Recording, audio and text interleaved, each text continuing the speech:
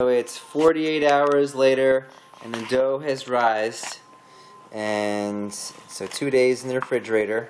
We just took it out and now we have to let the dough come to room temperature, and you can see the dough ball maybe got about 1.5 times its original size in the fridge. It's not going to rise as much cold than it does warm, but the cold rise is a nice technique. So as I let it come to room temperature, sometimes what I do is I take it out of the bowl and I'll just kind of like, oh yeah, this mixture I have right here. This is cornmeal and flour mixed together. It's like a 50-50 cornmeal and flour.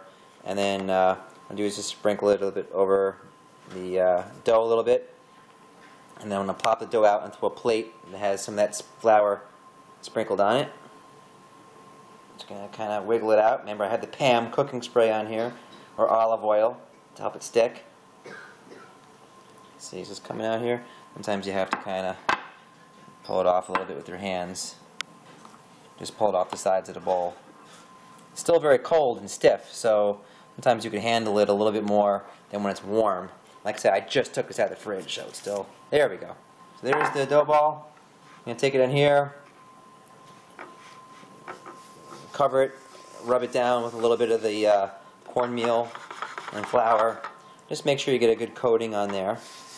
And then, like I said, it's still very cold. It's not very elastic at this point.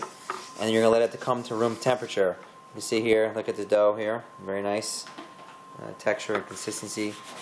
And as it comes to room temperature, it's going to loosen up, and you're going to be able to stretch it and make a pizza. You can't make it when it's this cold. It's just not going to stretch and make a good pizza. So anyway, I have this dough out on the counter.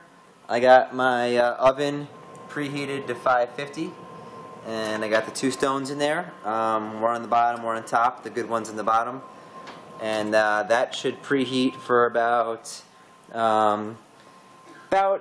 I would say once it actually gets to 550, it needs to preheat. The stones need to heat for about a minimum an hour once the oven's got to 550, and always put the stones in cold. And then I'm going to use my laser gun to check the temperature of stones. Like I said, I just got the stones going maybe like 25-30 minutes ago, and the stone, it says 500, but that's just the surface temperature of the stone.